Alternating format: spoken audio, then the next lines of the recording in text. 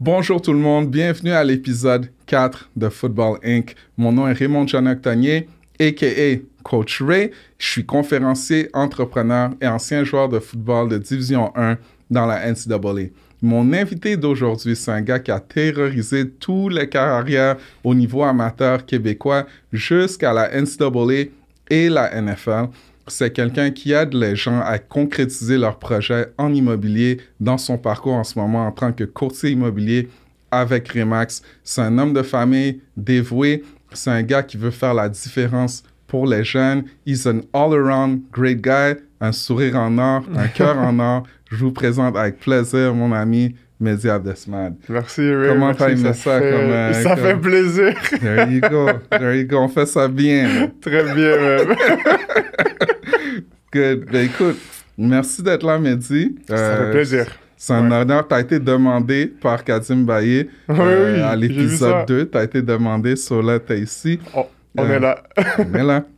So, raconte-nous un petit peu ces jours-ci. Qu'est-ce qui se passe dans ta vie, au fond? Ça a l'air de quoi? Dans ma vie? Dans ma vie, ben en fait, je suis quelqu'un de pas mal... comment dire, down to earth. Je suis très familial, donc c'est pas mal travail. J'aide mes clients comme que tu as dit, soit dans la vente, soit dans l'achat. Sinon, je suis avec ma famille, ma mère, je suis vraiment proche d'elle. Mes sœurs, puis mon neveu. J'ai un neveu de 2 ans et demi maintenant. OK. Donc, c'est pas mal ça, je dirais. Je garde la forme, je m'entraîne. Nice. Ouais. Justement, je voulais parler de ça parce que on te voit avec tes stories, you know, le matin. Je trouve ça cool comment tu as commencé avec ta soeur aussi. Ben oui. You know? Avec ta soeur aussi, c'est déjà nice là-dedans. Je vais commencer droit au but avec ça. Juste déjà s'entraîner le matin. C'est quelque chose que tu carry over de ton temps au football. Comment est-ce que tu trouves que ça t'aide à préparer la journée pour attaquer justement ta job en tant qu'entrepreneur? Ben regarde, comme que tu as dit, dans mon background, dans ton background, on a commencé à s'entraîner vraiment tôt le matin. C'était des 5h, 6h le matin. Puis j'ai trouvé que c'était une des meilleures recettes, disons, c'était de commencer ta journée en t'entraînant. Tu fais la chose la plus dure de ta journée. Tu vas challenge ton corps, challenge ton mental pour passer au travers d'un workout qui va te bénéficier à la fin de la journée. Donc, je vais tout le temps commencer ma journée avec ça. Comme ça, par la suite, le restant de ma journée, c'est des tâches qui vont être, disons, plus faciles que si je dois lever des poids, des charges lourdes le matin que tu n'as pas le goût de faire vraiment. C'est qui a le goût le matin de squatter? Ça, il n'y a pas grand monde, disons. Mais c'est pas mal ça. Je veux commencer avec la chose la plus dure pour qu'après ça, ça découle pour le reste de ma journée. Nice. Puis, je suis curieux de savoir pourquoi l'immobilier? Est-ce que c'est quelque chose que tu avais dans le cœur depuis longtemps, que tu visais depuis longtemps, ou ça s'est comme développé over time? Même pas. Écoute, j'ai un parcours qui est quand même long, mais dans un court laps de temps. Donc, quand que je suis revenu des States, moi, j'ai un bac en finance, puis une maîtrise en admin. Puis, quand que je suis revenu, c'était en 2000, je crois que c'était 2017-2018, dans ce range-là. Puis là, j'étais encore en mode, est-ce que je continue à jouer au football ou je veux plus jouer au football? Puis je me suis juste rendu compte que mon corps avait tellement pris un coup. On pourra en reparler, mais je m'étais blessé en 2013 à mon genou. Puis à partir de ce moment-là, on dirait que mon corps est juste parti comme vers le bas, là. J'ai commencé à avoir des blessures à la cheville, au dos. Puis là, le matin, j'avais quoi? À cette époque-là, j'avais peut-être 26 ans dans ce range-là. Puis je me réveille le matin, puis, mon Dieu, j'ai mal au dos. Ça me prend du temps à sortir de moi. Je bois, des fois j'ai mal à la cheville. Je dis, qu'est-ce qui se passe? Puis je me suis dit comme...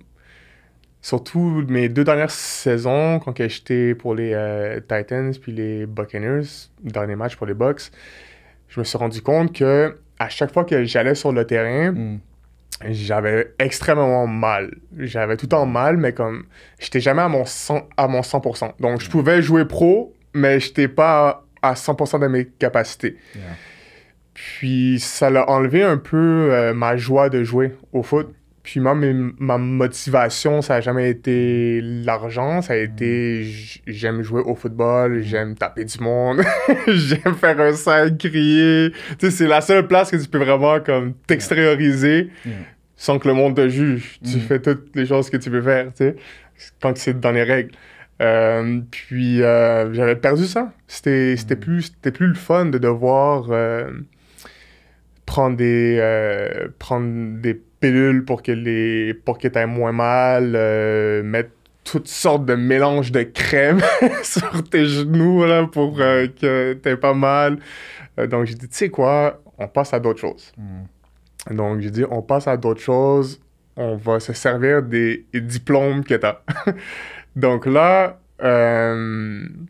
j'envoie mes CV un peu partout. Puis je me fais dénailler. Juste les portes se ferment partout. Je fais, mon Dieu, qu'est-ce qui se passe? Il me semble que j'étais assez qualifié pour faire ces choses-là.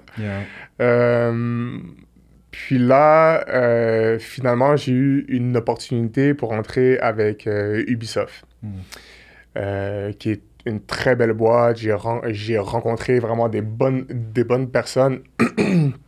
Mais les choses ont fait que, encore une fois, j'ai fait une rétrospection sur des choses que je voulais faire dans la vie. Puis, c'était pas le parcours que je voulais faire. Donc, je suis resté un an.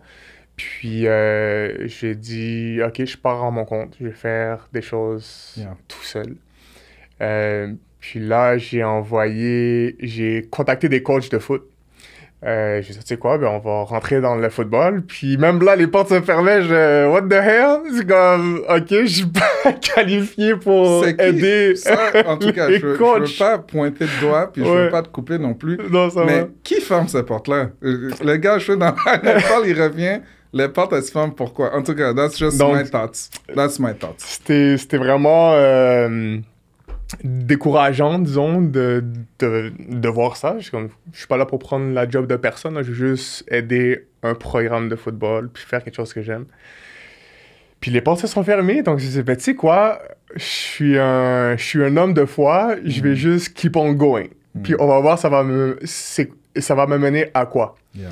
Puis finalement, j'ai dit, j'aime m'entraîner. J'aime aider les gens dans la vie. Je vais faire un programme de gym.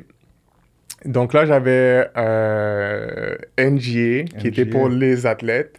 Dans le temps que toi aussi, tu avais ton programme. Puis j'avais Défi Santé, qui était pour monsieur et madame tout le monde. Puis c'était vraiment quelque chose de cool, tu sais, d'avoir ces gens-là qui viennent, puis que, tu sais, ils quittent tous leurs problèmes, job, famille, ils viennent dans ta salle, puis ils ont du fun, puis ils se développent, comme c'était vraiment une atmosphère vraiment bon, tu vois. Donc là, j'ai fait ça pendant un bon moment. On a rentré le programme au Collège Le Tendre. Puis au Collège Le Tendre, un mois après qu'on le rentre, pandémie. Genre, oh boy! Il faut fermer le gym! Là, je suis comme, qu'est-ce qu'on fait? Fait que là, dans cette période-là, c'est là que, quand on a fermé le gym, j'avais un job à l'école pour coach. Puis je dis, bon, ben, tu sais quoi, tant qu'à rien faire, puis à me tourner les pouces, l'immobilier, ça m'intéresse, et je vais commencer mes cours. Puis là, boum, c'est parti là-dedans. J'ai passé mes cours, puis quand c'était le temps d'avoir mon permis, j'ai eu mon permis, puis j'ai dit, OK, on fait le saut full-time. Puis là, ça va faire 2 ans. Je suis curieux de savoir quelque chose, peut-être dans tes mots un peu. Mais quand tu parlais de NGA, par exemple, puis être un homme de foi, puis ton parcours avec Ubisoft et tout, moi, qu'est-ce que j'entends rapidement, c'est que tu voulais faire du bien, tu voulais créer un environnement où les gens ils peuvent se développer, tu voulais connecter avec les gens, utiliser tes expériences. Donc, veux pas, est-ce que c'est quelque chose que tu transformes dans l'immobilier, puis est-ce que c'est ça que tu aimes le plus de l'immobilier? Oui, c'est exactement ça. C'est le fait que je rencontre des nouvelles personnes à tous les jours. On prend le temps de s'asseoir, parler de leurs plans. Puis on se rend compte plus que juste, OK, c'est quoi ton plan? OK, on va le faire. C'est vraiment, ça devient personnel. Tu sais, je veux connaître c'est qui la personne, si c'est un couple, tu sais, si c'est la famille, c'est quoi leurs valeurs et tout. Parce qu'en fin de compte, toi, tu vas choisir si tu veux travailler avec moi, mais moi aussi, je vais choisir si je veux travailler avec toi. Yep. C'est dans les deux sens. Donc, je te dirais que c'est ça que j'aime le plus, c'est de développer des relations. Puis, avec mes clients, je suis content de dire que mes clients deviennent mes amis. On garde des bonnes relations, on se texte, on garde le contact. Puis c'est pas mal ça, je te dirais, c'est d'aider les gens. J'ai beaucoup la vision que dans la vie, il faut que tu laisses un peu ta marque. Tu laisses ta marque à ta façon, puis il faut que tu laisses une image de toi qui est bonne. Donc, c'est ça que je veux faire. OK. Vraiment cool. Vraiment cool. Puis, justement, à travers l'immobilier, puis connecter avec les gens, aider les gens, etc., ben, c'est un milieu qui est quand même, on va pas dire saturé, mais il y a beaucoup de courtiers immobiliers. Right? 16 000. Exactement. Toi, quand même, je trouve, rapidement, en rentrant dans ce domaine-là, tu as amené certaines, disons, qualités, certaines aptitudes que tu amènes du football, que tu amènes là-dedans, qui te permettent d'avoir quand même un certain niveau de succès rapidement. Si tu parlais un petit peu de ces qualités-là, puis qu'est-ce qui te démarque, toi, d'après toi, là-dedans? Ben regarde, l'immobilier, c'est une carrière qui demande beaucoup de travail. Donc, si tu restes chez toi puis tu tournes les pouces, tu n'auras pas de succès. Donc, il faut que tu aies un plan de match, que tu aies de la discipline, c'est-à-dire le monde parle beaucoup de motivation. Je dois être motivé, mais la motivation, c'est pour une petite période de temps. Puis après ça, tu as ta discipline, tu sais, de « OK, je dois faire des choses même si j'ai pas le goût. Donc, tu as ta discipline, tu as ton éthique de travail, tu fais les choses bien. C'est-à-dire, quand tu as un dossier, tu tournes pas les coins ronds. Il faut que tu... Puis surtout, tu peux faire des erreurs graves. Donc, il faut vraiment que tu prennes ton temps d'analyser les choses, de bien faire les choses, d'être sûr que toutes les conditions soient bien mises, que ton client soit satisfait pour qu'en fin de compte, en plus, il te réfère par la suite. Puis, tu sais, au football, on a beaucoup parlé de... Tu sais, if you're not injured, you keep on playing. If you're hurt, you play. If you're injured, you sit down. Puis c'est quand que j'ai réfléchi, OK, le football, comment que je peux le transférer au monde des affaires, ben c'est quelque chose qui m'est venu parce que je me disais, OK, ben tu sais, dans le monde de tous les jours, t'es pas hurt, t'es pas injured quand tu fais ta business, mais les moments peuvent être durs. Puis t'es jamais à terre, vraiment.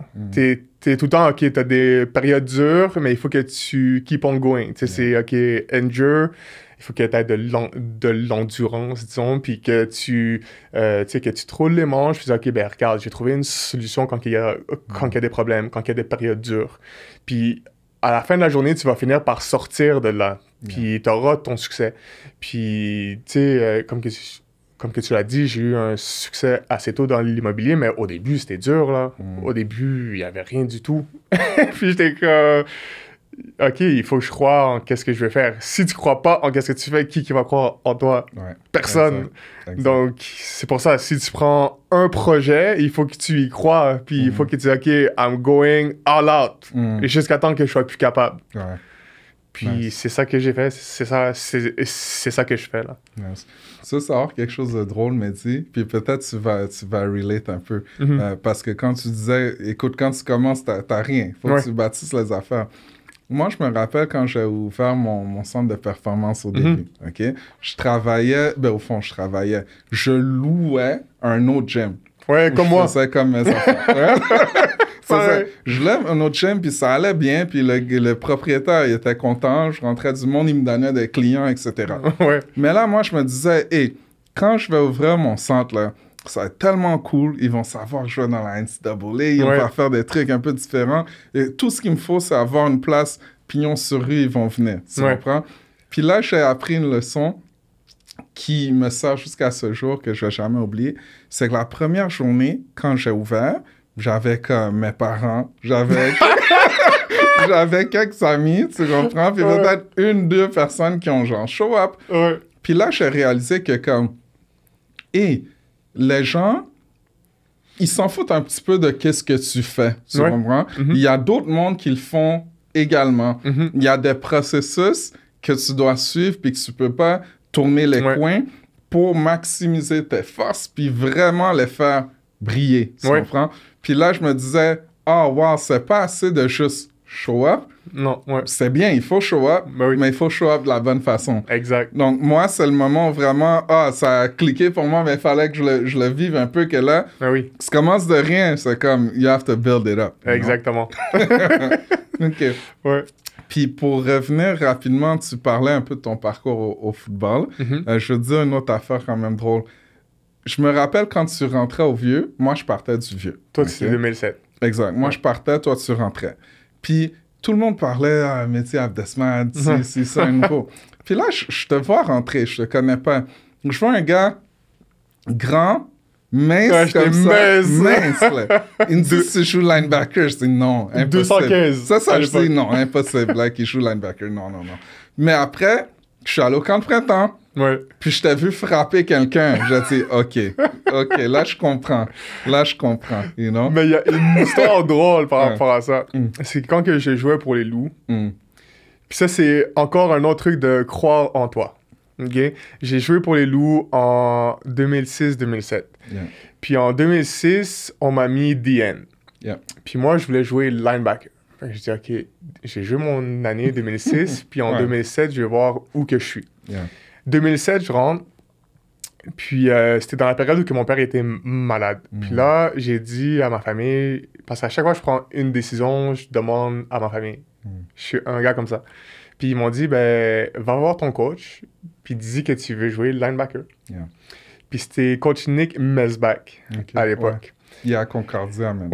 Puis j'étais parti le voir sur la période de lunch, puis j'étais comme, coach, je dis, je veux jouer le linebacker. Puis je vais te prouver que je vais être le meilleur linebacker de l'équipe. Puis tu peux lui demander, c'était vraiment ça. Puis j'ai dit, si c'est pas le cas, tu me remets DN. Puis là, coach Nick m'a dit, OK, je vais te donner ta chance. Mais je sais que si tu vas au Vieux-Montréal, fait que lui, il savait déjà que je voulais partir au Vieux. Il dit, je sais que quand tu vas partir au Vieux, il va te mettre DN. Puis là, j'étais comme, on verra quand on va être là-bas. Puis c'est ça qui s'est passé quand je suis parti au Vieux. Mais avec raison. Oui. Mais quand que j'ai joué pour les Loups, dernière saison, j'ai joué linebacker, puis j'ai gagné MVP de l'équipe, puis MVP défensif de la Ligue. Donc, tu sais, c'était... Oui, j'étais un gars 6 pieds 6, 200 livres, qui devrait pas jouer linebacker, mais je l'ai fait parce que je croyais. Tu comprends? Donc oui, c'est ça. OK.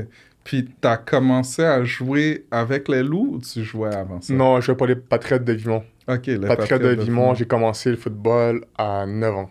Nice. Puis, je suis curieux. On va retourner dans le football aussi. Mais c'est comme, t'as grandi à Laval, d'origine tunisienne. Right? Est-ce que t'es né au Québec? Oui. OK, t'es né au Québec. Est-ce que tes parents, en fait, ils étaient déjà établis ici depuis longtemps? Oui, ça faisait un moment, là. Quand même, mon père il est venu, il avait 17 ans. OK, nice. Ouais, il est venu seul. OK. J'aimerais savoir pour toi, comme, juste déjà ton héritage, déjà tunisien, africain, ça veut dire quoi pour toi, au fond? Ça veut dire quoi, mon héritage? En fait, regarde, je suis très attaché à mon pays, malgré que mon arabe n'est pas très développé, parce que mes parents, quand on était jeunes, voulaient qu'on parle vraiment bien en français. Ils m'ont fait la même chose, mes parents. Puis là, maintenant, je leur dis, pourquoi tu m'as pas appris la langue quand j'étais jeune? Mes parents ont fait la même chose. Donc là, je suis dans le processus d'apprendre. Mais je comprends bien, mais c'est juste quand que tu veux parler des vraies phrases, c'est un peu plus dur. Mais pour te dire que je suis très attaché à mon pays, j'essaie de retourner une fois par année. Mon père, quand il est décédé, on l'a rapatrié dans notre pays. Donc juste pour te dire la valeur qu'on a pour le pays, on voulait que ce soit en termes musulmans. Puis je te dirais que sur le long terme, j'aimerais beaucoup développer quelque chose là-bas qui va me permettre de séparer mon temps entre les deux pays. Parce que la plupart de ma famille est là-bas. Okay. J'ai mes oncles, mes tantes là-bas, cousins et tout. Donc, c'est sûr que c'est un peu dur de juste parler à ta famille par WhatsApp, faire des FaceTime de temps en temps. De les voir plus souvent, ça serait quelque chose que je veux vraiment. Nice. Puis, je vois aussi que dans tes hobbies, au fond, t'es quelqu'un qui aime voyager. Oui. Right? Je vois ça beaucoup. C'est où la dernière place où t'es allé? C'était en Turquie. OK, puis c'était comment, en France? Honnêtement, c'était vraiment bien. C'est un des plus beaux pays que j'ai vu parce que tu as tous les différents landscapes dans un pays. Tu peux être sur le bord de l'eau, dans une ville. La ville, elle peut être plus ancienne, plus moderne. Tu as les montagnes, tu as la plage. Non, c'est insane. La bouffe est bonne. Le monde, ils sont gentils. C'est très sécuritaire. Il y a beaucoup de monde qui me demande est-ce que c'est sécuritaire, la Turquie? C'est comme, pas parce qu'ils sont musulmans que tu comprends? C'est comme le monde, ils ont une idée mauvaise. Comme quand c'est musulman, le pays doit être dangereux. Mais non, c'est pas le cas. C'est très sécuritaire. OK. Cool. Ouais. Puis, au fond, je sais que tu avais voyagé avec ta mère. Oui, ma mère et ma grande sœur. OK, cool. Puis là, ça revient justement au fait que je sais que la famille, c'est super important pour toi. Moi, c'est quelque chose que je respecte beaucoup. Je pense qu'on se rejoint là-dessus. Oui, je pense qu'on se rejoint là-dessus, ouais. C'est vraiment comme une priorité. All jokes aside, là, je me dis, le jour où tu as une blonde, va vraiment falloir qu'elle passe le test de la maman. Le test de maman puis les sœurs. C'est ça, parce que là, je sais que c'est très, très, très serré, là, oui. pour ça. Ouais. Mais si tu pouvais nous parler juste un petit peu de ta famille également, comme growing up, tes sœurs, on arriverait également à ton père. Moi, c'est quelque chose que je connaissais moins. Donc, en tout cas, on va commencer comme ça. Donc, famille, mes parents, ils ont immigré de la Tunisie quand même jeune. Mon père en premier, puis ensuite, comment ça s'est passé, comment il a connu ma mère. Le père de mon père était malade à l'hôpital, puis la mère de ma mère était malade. Donc, les deux étaient à la même place dans l'hôpital en Tunisie, puis ils se sont connus comme ça. Puis ensuite, bref, si on fast-forward, mon père il a demandé la main à ma mère, puis il a dit « On va au Canada, parce que je vis là-bas. » Puis finalement, ils sont venus. Ils ont travaillé vraiment, vraiment fort. Je pense qu'on a le même background de parents qui ont travaillé des heures, 2 jobs, 3 jobs pour leurs enfants. Puis c'est des qualités que moi, je vois maintenant. Et c'est wow, qui est capable, qui veut faire ça? Nous, on se plaint de nos jobs normaux. Puis eux étaient là à faire 3 jobs, à se passer les enfants pour être sûr qu'ils n'aillent pas à la garderie, des trucs comme ça. Donc, ensuite, j'ai 2 grandes sœurs, puis moi, je suis le bébé. On a grandi à Montréal, déménagé à Laval. Puis, c'est ça, mon père puis ma mère, ils m'ont tout le temps appris travail fort, surtout à l'école, parce que les études, c'est le passeport du succès, disons. Donc, il fallait tout le temps que j'aie des bonnes notes. Je me rappelle, là, une fois dans ma vie, j'avais coulé un cours, puis je marchais vers la maison, j'étais mon Dieu, j'ai coulé l'examen, qu'est-ce que ma mère va me dire? Puis ma mère, finalement, elle m'avait pas tapé dessus, elle m'a dit, c'est correct, je vais te reprendre. Mais pour te dire que c'était quand même strict, mais c'était pas strict, puis no love, c'était, tu vois. Puis ensuite, mon père, du jour au lendemain, j'étais en secondaire. J'étais en secondaire 5, puis du jour au lendemain, mon père, boum, tumeur au cerveau. La veille, il avait un petit mal de tête, puis ensuite, il perdait les mots, puis le lendemain, il ne savait plus il était où. On va à l'hôpital à comme 4 heures du matin, puis le médecin nous dit directement, il y a une tumeur au cerveau, il y reste 3 mois. Wow. Là, t'es comme, wow. C'est comme, ça passe de la vie va bien à ton père, il lui reste 3 mois. Donc là, on a fait tous les traitements puis tout. Puis finalement, mon père a vécu 15 mois. Puis, donc, c'est ça qui nous a vraiment rendu tête, tu vois. Puis, disons, ma mère puis mes sœurs sont vraiment proches de moi. Puis, excuse-moi. Non, prends ton temps, Mehdi. Prends ton temps. Je vais te dire quelque chose rapidement à travers ça, OK? C'est que juste avant toi aujourd'hui, je filmais le podcast avec Cédric Duhamel, OK? Puis, il m'a fait réaliser quelque chose à travers le football, que pour moi, ce qui est le plus important, c'était être un bon teammate. Tu comprends? Je trouvais que c'est ça qui avait du poids. Ben oui. Puis quand j'ai entendu que tu rentrais au Vieux, même si je partais, j'avais entendu un petit peu l'histoire. Puis moi, ça m'avait touché. Puis chaque année, je te vois faire des posts pour comme honorer ton père. Puis man, je pense que je t'envoyais un message à un moment parce que je te disais, Mehdi, comme si ton père, puis là je te dis du fond du cœur, là, c'est vrai, entre nous deux, si ton père, il pouvait voir la personne que t'es maintenant, OK? Il serait tellement fier, il serait tellement heureux, puis sans même le connaître, moi, j'ai l'impression que je connais déjà un bout du caractère de cet homme-là, tu comprends, à travers toi. So, je veux déjà te partager ça du fond du cœur, parce que, man, là, arrête, moi, je veux pas pleurer, arrête.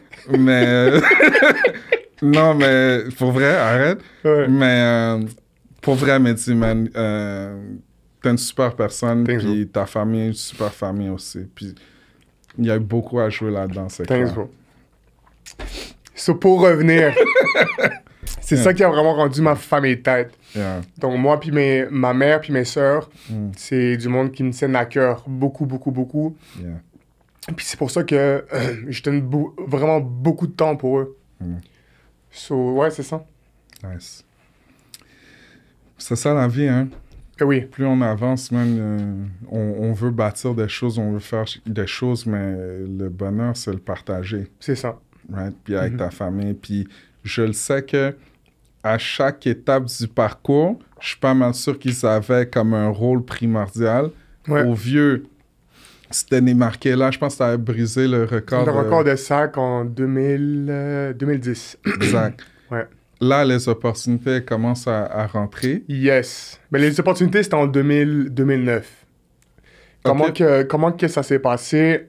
Quand que je suis rentré au Vieux, je voulais partir aux States. Je disais, OK, je vais tout faire pour partir aux States parce que moi, ma mentalité, c'est pour être le meilleur, tu dois être avec les meilleurs.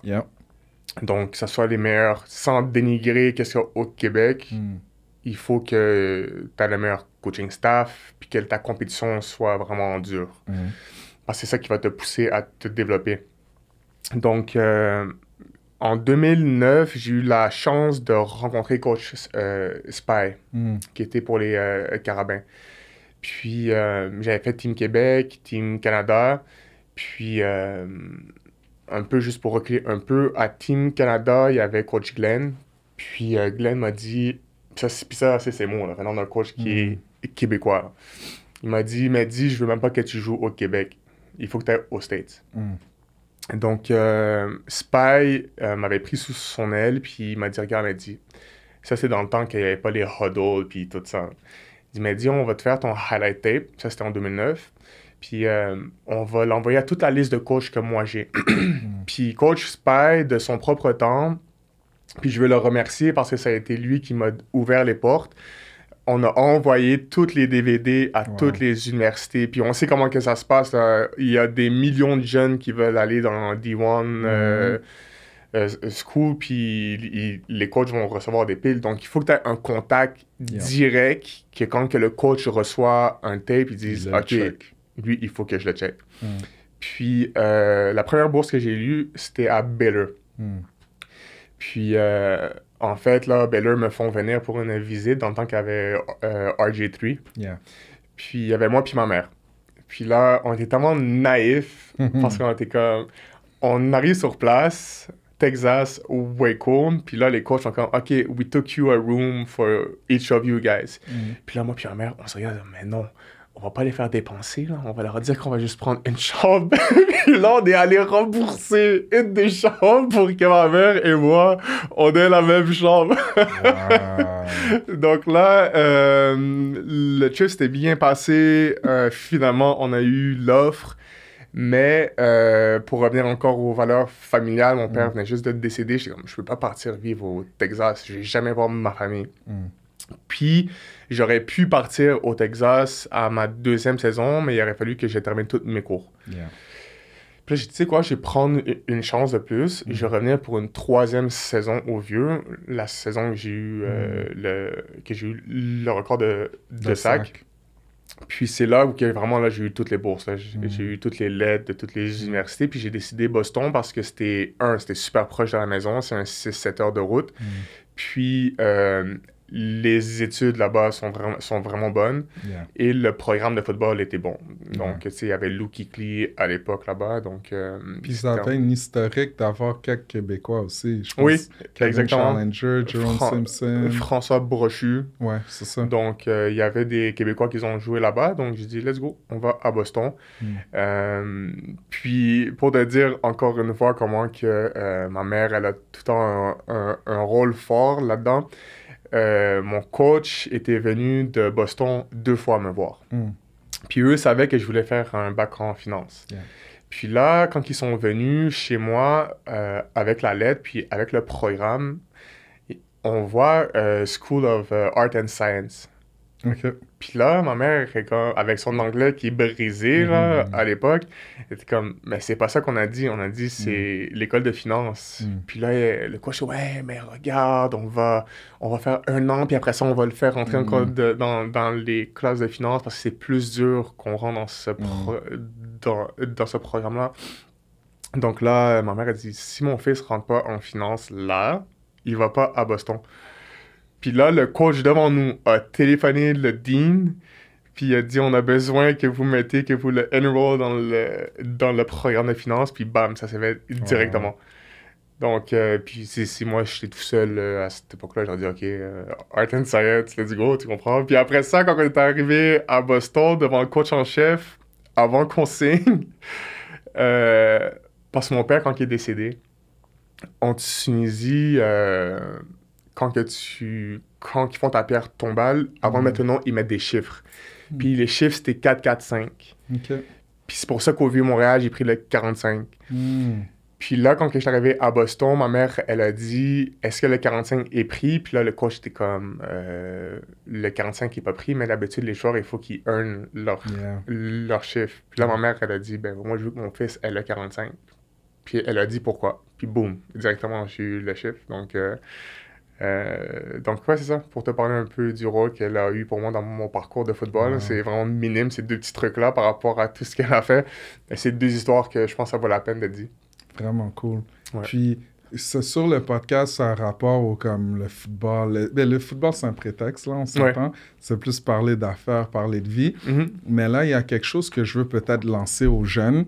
Puis je sais que tu vas pouvoir piggyback là-dedans parce qu'en ce moment, au Québec, je sais qu'il y a toute une discussion là, sur comme le recrutement. Exact. Tout ça, right? On s'entend, le football québécois, extraordinaire. Il y a beaucoup de belles opportunités aussi. Aux States, nous deux, on a pu vivre ça. Mais les parents, guys, OK? Pour les jeunes, je pense que ce que Mehdi a dit, ça explique à quel point, quand il y a des parents qui sont impliqués dans le processus, à quel point c'est important. Très important. Parce que nous aussi, nos parents, ils niaisaient pas. Non, c'est ça niaise pas. Puis ça explique aussi, je pense que tu as dit quelque chose d'autre tout à l'heure avec tes clients en immobilier. Mais c'est pareil pour le recrutement où, autant qu'eux, ils te recrutent, toi, tu les recrutes. Exact. Parce qu'il faut que tu sois bien dans cet environnement-là. C'est une grosse décision. Puis tu peux aller partout ou tu peux être proche de chez toi si c'est important pour toi. Je trouve qu'il y a tellement de layers là-dedans. Mais comme avoir des parents impliqués, puis surtout les jeunes, impliquez vos parents. Exact. You know, dans le processus avec qui vous parlez. ça change tout à la fin. Je sais pas si ça tu veux change, rajouter quelque chose là-dessus. Ça change une vie, hein, parce que la décision que tu vas prendre, tu vas aller dans une place pendant 4-5 ans. Exact. Il faut que tu sois sûr que c'est la bonne place. Tu peux pas t'amuser à rentrer dans le transfer portal. Tu as vu qu'est-ce qui se passe maintenant? Les joueurs rentrent dans le transfer portal puis ils ont plus de bourse. Yeah. Il n'y a plus d'équipe qui Ils restent perdus là-dedans. Oui. You know? Wow. OK. Puis de Boston College, tu as l'opportunité d'aller au prochain niveau dans la NFL. On s'entend, là, il y a eu Mathieu Bergeron cette année. Mathieu Bergeron, Benjamin Saint-Just. Benjamin Saint-Just, mais il y en a un autre du Québec aussi cette année. Il joue à Lennox. Ronnie ou un truc comme ça. Sonny? Ouais, en tout cas, quelqu'un de Lennox, shout-out aussi. Désolé si on a bousillé ton nom. Désolé. Désolé. Mais parce que je le connaissais pas, puis ça, c'est un problème. C'est que les médias québécois, au lieu de mettre l'accent sur des joueurs comme ça, ils attendent à la dernière seconde pour dire « Oh, this guy is going to the NFL. Oh, mon Dieu, RDS, let's go, on parle de lui. » J'ai pas peur de le dire, mais c'est un problème. C'est vrai. Pourquoi qu'il n'y a pas de ressources de plus pour mettre ces gars-là plus haut? Puis je l'ai vu avec toi. Je l'ai vu avec Andy Mulumba avant ça aussi. Ouais. Just saying. RDS, let's go. Let's go. RDS, let's go. Puis, OK, ben déjà, ce parcours-là, il est très rare. On s'entend. Ouais. OK. Il n'y en a pas beaucoup. Je pense que dans les prochaines années, on va en voir beaucoup plus. Ouais. Parce qu'il y a un éveil maintenant sur juste le process. Ouais. Le talent a toujours été là. Ben oui. Là, c'est juste les gens, ils doivent mieux comprendre comment se positionner, peu importe c'est où. Si tu pouvais me parler un peu de juste le processus de te rendre à la NFL, puis après, on pourra parler de c'était quoi dedans. You know? Ouais. Le processus pour me rendre, OK, à Boston, ça n'a pas été facile. J'ai pas peur de le dire, j'ai voulu quitter.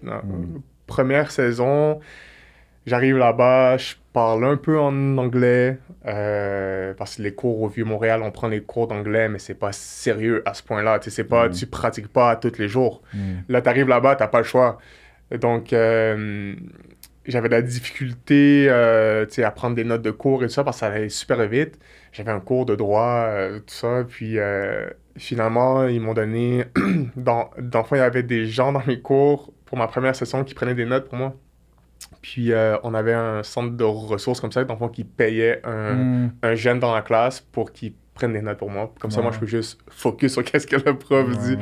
Donc, ça a été vraiment dur. T'es le Frenchy guy au States, t'es musulman.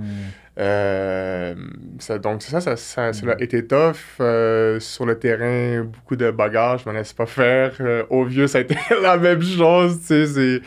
Au football, c'est comme ça. Tu rentres dans un sport où il y a que des hommes. Le niveau d'hormones est au top parce que tu tapes dessus à tous les jours.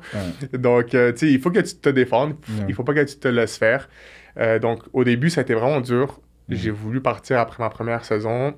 Puis, finalement, non. Finalement, j'ai parlé avec ma famille. Puis, comme non, tu vas rester. Ma mère, elle a téléphoné mon coach. Mon coach, il m'a convoqué. Il m'a dit, tu quittes pas, tu as du talent, blablabla. Donc, finalement, j'ai passé l'année numéro 1 qui était la plus dure. Parce qu'après l'année numéro 1, t'es dans le moule, tout est beau. Mais ensuite, là, mes coachs se sont fait mettre dehors. Nouveau coaching staff qui vient.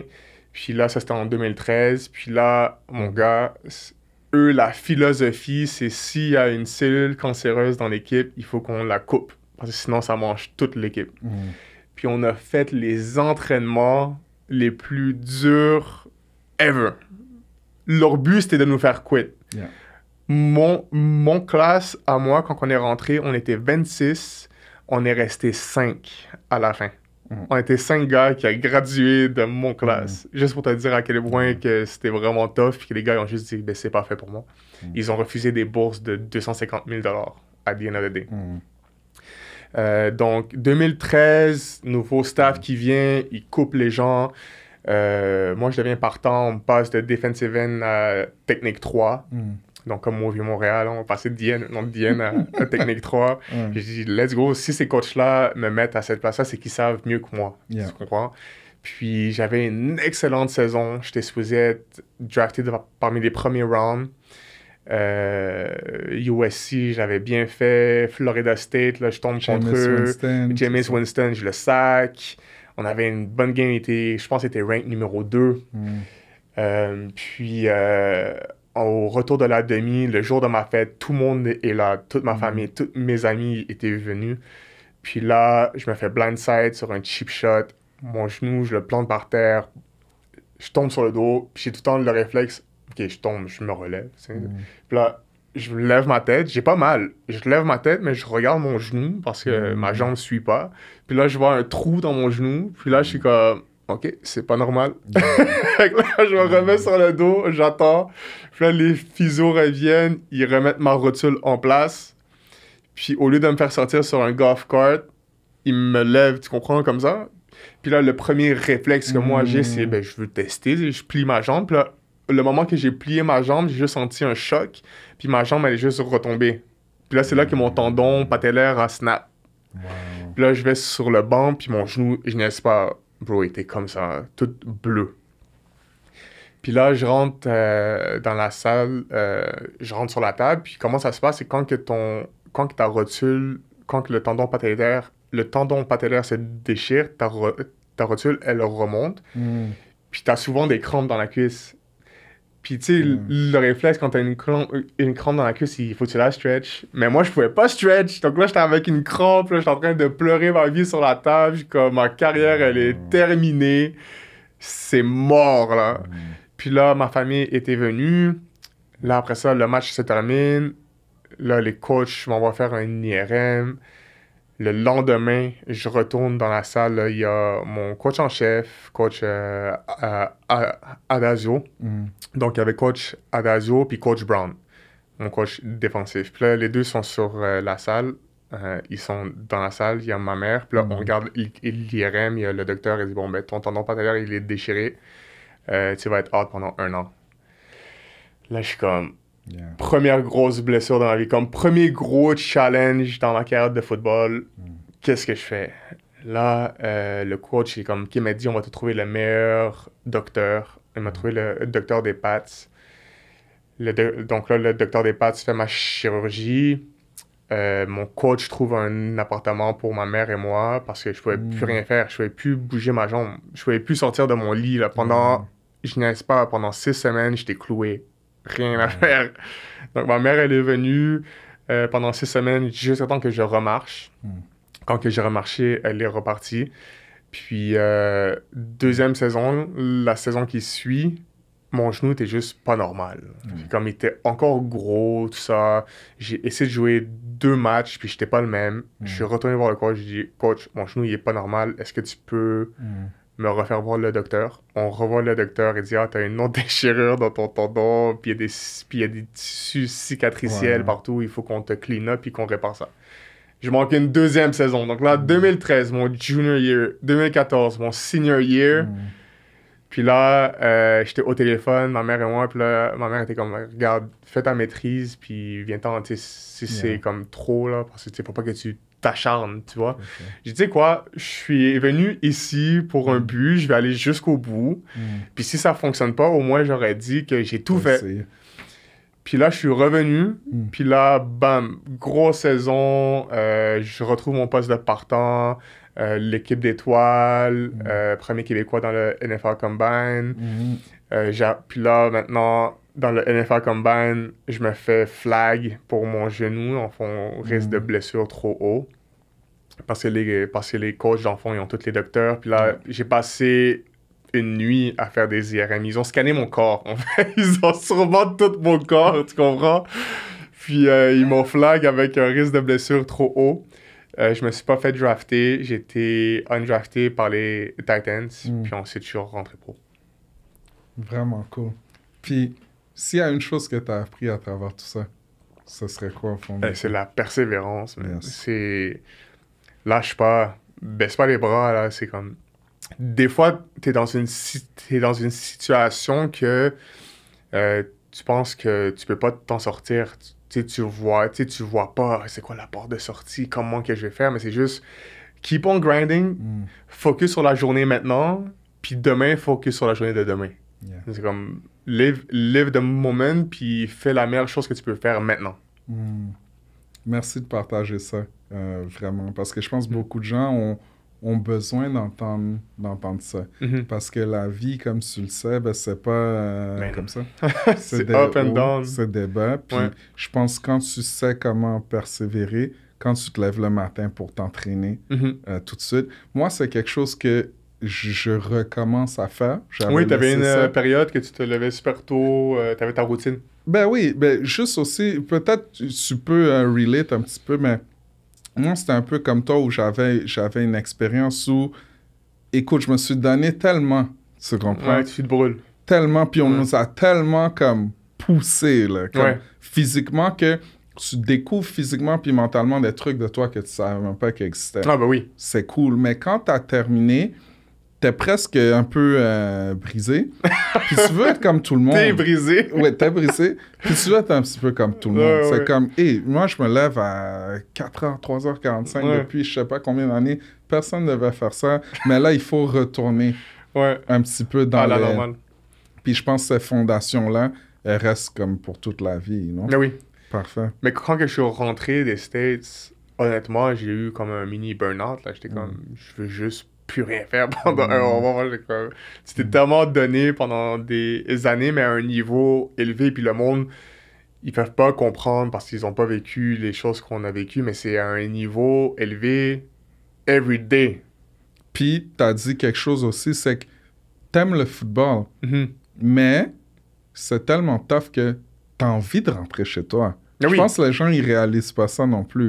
C'est comme, écoute, imagine, là, you know, imagine. Non, il y avait des... Surtout, je te dirais, la dernière saison, là, c'est là ça a commencé à comme rentrer dans ma tête, là, comme, OK, est-ce que j'arrête? Puis dès que ça commence à rentrer dans ta tête, c'est presque la fin. Parce que dès que tu as ce doute-là, surtout au foot, après ça, c'est plus la même chose. Puis là, on a presque fini. Tu as commencé à toucher ça quand même rapidement, mais la transition maintenant, après football. Là, on sait, tu étais Ubisoft, tu as eu différentes opportunités. Là, tu fais qu'est-ce que tu fais, puis tu es vraiment à la bonne place. Mais il y a eu ce gap-là quand le football a terminé jusqu'à ce que tu te relances. Cette transition-là, comment est-ce que tu l'as vécue? Donc, c'est vraiment dur en tant qu'ancien athlète de passer à... J'ai fait du sport pendant 20 ans. Ouais, ça, 21 ans presque. 20 ans. Puis là, du jour au lendemain, c'est fini. Puis, tu sais, t'as quelque chose que le sport... Tu sais, t'avais une identité à travers le sport que tu t'es fait. Tu sais, j'étais joueur de football, puis... Quand le monde te parlait, c'était « Ah, t'es joueur de football d'ABC, ah, tu joues pour les Titans, puis tout ça. » Puis là, du jour au lendemain, ben, tu perds tout ça. Puis là, il faut que tu retrouves quelque chose qui te passionne, puis quelque chose qui te drive, puis quelque chose qui, à tous les jours, t'auras le sentiment que t'as accompli quelque chose de bien. Donc, tu sais, pour moi, de partir dans mon ancien 9 à 5, mais je le retrouvais pas. Puis comme, oui, j'aimais ça, c'était le fun, les gens étaient cool, mais il me manquait quelque chose. Puis moi, j'ai découvert à travers le temps que l'environnement que j'aime le plus, puis c'est un peu comme le football, c'est que ce que tu fais, tu vas être récompensé par ce que tu fais. Sur le terrain de football, c'est ça. Si tu joues bien, si tu travailles fort, tu vas être partant. Puis tu auras ton temps de jeu, puis at the end of the day, ben, tu vas gagner des prix avec ton équipe et tout ça. Puis sky is the limit, dans le sens que c'est tes performances qui vont te rendre où que tu veux te rendre. Moi, sincèrement, je crois honnêtement que n'importe qui peut se rendre pro. Puis c'est ma conviction personnelle. N'importe qui, OK? N'importe qui, mais si il suit le parcours qu'il doit suivre. C'est-à-dire, c'est pas « je veux devenir pro ». Il y a des étapes qui doivent être faites. Tu comprends? Puis quand tu parles pro, on parle de la vie, on parle des affaires, on parle pas nécessairement du vraiment dans tout. Yeah. Dans tout. Yeah. Puis c'est pour ça, même, je peux te le dire pour le football, je crois que j'ai entraîné des tonnes de jeunes quand j'étais avec NGA. Puis je le voyais dans tous les jeunes, j'étais comme, tu peux le faire. T'es meilleur que moi quand que j'avais ton âge. Tu comprends? Mais c'est là que ça se passe. C'est dans ta tête. Puis est-ce que tu le veux vraiment? Puis, donc c'est dans toutes les sphères de ta vie, que ce soit ta vie professionnelle ou dans ta vie sportive, tu peux te rendre où que tu veux te rendre. Puis maintenant, dans ma carrière, ben, c'est ça que ça me permet de faire, c'est, ben, je peux me rendre où que je veux me rendre, de un. J'ai le temps avec ma famille que je veux prendre, tu peux bien splitter ton temps personnel et tout. Puis, l'effort que tu mets, tu vas être récompensé pour ça. Puis c'est quelque chose que j'ai pas retrouvé un peu dans mes anciens emplois où que t'as des managers, puis là, ben, t'as les ressources humaines, puis t'as des tac, il faut aussi ça, c'est comme non, comme si je travaille bien, je veux mon raise. Tu comprends qu'est-ce que tu veux? Donc c'est pas mal ça, c'est comme ça que je le vois. La transition que j'ai faite, c'est de trouver ma voie, puis de... Trouver sa voie, wow. Puis d'aimer qu'est-ce que tu fais. Nice. J'ai 2 dernières questions pour toi. La première question, puis tu pourras regarder dans la caméra, celle-là, celle que tu veux. C'est pas pour nous, c'est plus pour les autres, OK? Ouais. Disons que tu as quelqu'un qui est dans cette période de transition-là. Peu importe c'est quoi dans leur vie, OK? Ça peut être un changement de carrière, ça peut être un athlète qui termine, qui veut se lancer en affaires, une femme à la maison, mais que là, elle veut faire quelque chose pour elle-même, peu importe, OK? T'as quelqu'un qui est un petit peu dans ce mode-là, puis que c'est difficile, il voit gris un petit peu, il sait pas quoi faire next. Qu'est-ce que tu dirais à ces personnes-là? Je te dirais de parler aux personnes qui comptent le plus pour toi. Si t'as quelqu'un que ça, tu sais, si c'est un ami, la famille, peu importe, un mentor, parle-lui, tu sais, reste pas dans ta bulle. Il faut que tu ailles chercher de l'aide autour des gens de toi. Mais tu sais, autour de toi, les gens que tu sais que tu comptes vraiment pour eux.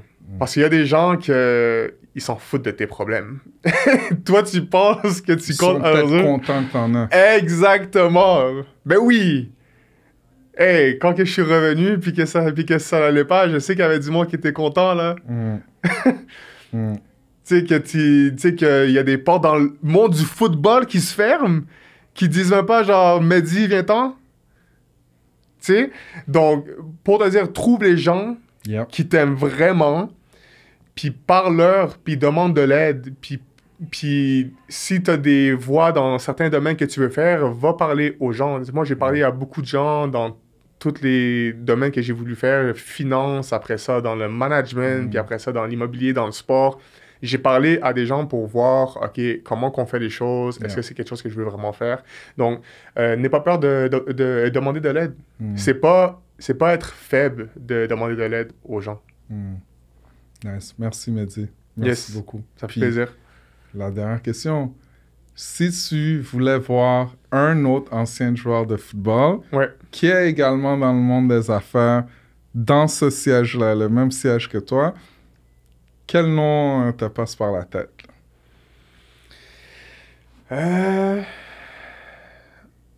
Est-ce qu'on peut aller vraiment dans de... Je te dirais entrepreneuriat ou position de leadership. Puis qui a déjà été connecté au football en tant que joueur, coach, peu importe. OK. Si tu es capable d'aller le chercher, j'aimerais que tu ramènes Tim Biaka Boutouka. Wow! OK. Ça, ben check. On lance ça à l'Internet. Le football, c'est un petit monde. Quelqu'un qui regarde ça maintenant a un contact. Je l'ai. Mehdi. On va le mettre en contact. Parce que je sais qu'il est aux States, donc c'est ça qui est un peu dur. OK. Il est en Caroline. Bon, on pourra le garder dans la liste. Il faut qu'on le garde. Éventuellement. Il y a de la famille ici. Son frère jouait à Vanier. Tim, donc, ce serait un honneur. Quand t'es en ville, il y a toujours une place, c'est clair. Yes. OK. Ben, good. Ça c'est bon. Plaisir. Mais moi aussi, Mehdi, vraiment, c'est toujours un plaisir, de toute façon.